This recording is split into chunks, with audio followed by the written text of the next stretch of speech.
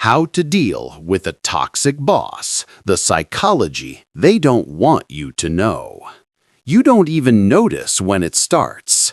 A comment that feels like a joke. A deadline that's impossible. A tone that makes your stomach drop. And suddenly, you're waking up every morning with that same pressure in your chest. Not because of the work, but because of the person who leads you. Your boss, your manager, your leader. But here's the truth no one tells you. Toxic bosses don't destroy teams by accident. They do it because it works, because you don't know the psychology behind it. And today, you will. This is how you deal with a toxic boss. Not with fake positivity, not with pretending, but by understanding the psychological game they play and the power you never realized you had. The psychology of a toxic boss.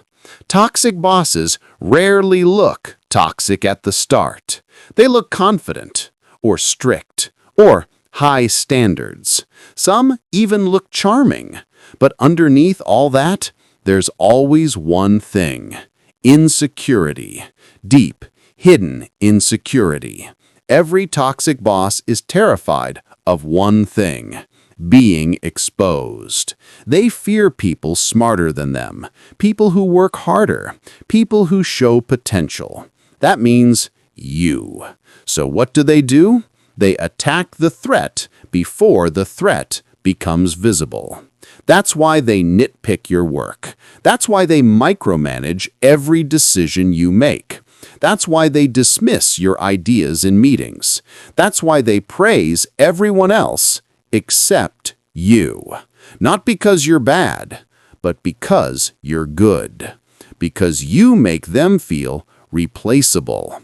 And insecure people don't develop others. They destroy them. The signs you're being targeted. Most people don't even know they're being targeted. Here's how you know. 1. They only point out what you did wrong. Toxic bosses don't give feedback. They give damage. 2. They rewrite your achievements as luck. You present a plan?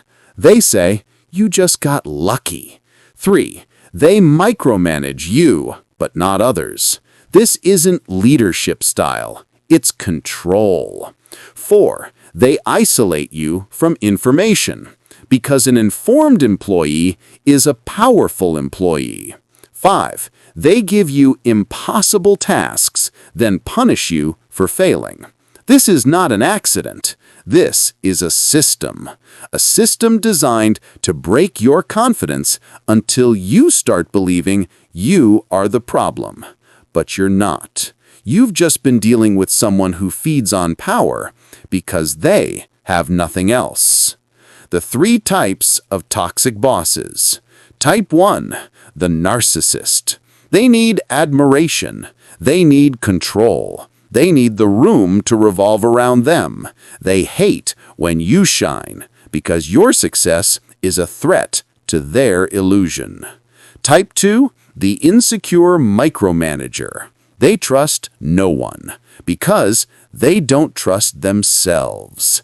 Every small decision goes through them because they're terrified of mistakes.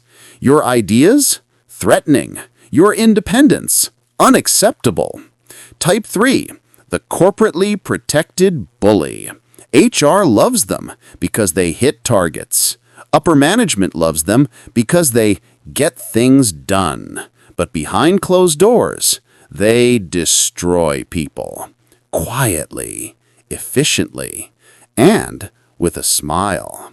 You need to know which one your boss is, because the strategy changes depending on the type. How to take your power back. This is the part no one tells you. This is where you shift the power. 1. Stop reacting emotionally. Start responding strategically. Toxic bosses feed on emotional responses. If they can make you feel small, they can control you. So stop giving them the reaction they want. Speak calmly, slowly, with confidence. The less emotion you show, the more power you have. 2. Document everything.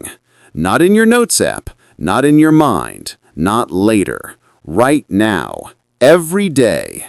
Dates, times, exact words, emails. When things explode at work, documentation is your shield. People with receipts don't get destroyed. 3. Never challenge them publicly. You will lose, not because you're wrong, but because they control the narrative. Challenge privately, not publicly. Say, I want to understand your expectation clearly. Can you walk me through what success looks like to you? This puts pressure on them without giving them the chance to humiliate you. 4. Build alliances quietly. A toxic boss will try to isolate you. Don't let them. Talk to people in other departments. Collaborate. Be visible. Because when your name spreads outside your boss's control, they lose the ability to rewrite your reputation. 5. Stop trying to please them. You cannot win the approval of a toxic person. You could do everything perfectly, and they would still find something wrong. Why? Because their goal isn't excellence, it's dominance. Stop trying to earn what they'll never give. Instead, earn respect from people who matter. Your peers, your future boss, your next company. 6. Prepare your exit strategically, not emotionally, not impulsively, not out of burnout. If the environment is destroying your confidence, start planning your move. Update your skills, strengthen your resume, connect with people. Leaving a toxic boss is not quitting, it's winning. The truth about dealing with a toxic boss. Here's the truth. You're not weak for struggling. You're not dramatic for feeling drained. You're not too sensitive. Toxic bosses create psychological damage that people outside the situation never see. But you don't have to carry it forever. You now understand their pattern, their tactics, their insecurity, their psychology. You're not powerless. You're informed. And an informed mind is the one thing a toxic boss can never control. If you've ever dealt with a toxic boss, you know how much it drains your energy, your confidence, and sometimes your identity. But listen closely. You are not the problem. You are the awakening. If you want more psychological breakdowns like this, the stuff nobody teaches you but everyone needs, subscribe. Comment your experience below and tag someone who needs to hear this today. You deserve a workplace that sees you, not one that destroys you. Comment and tell us if you ever experience any toxic boss or manager.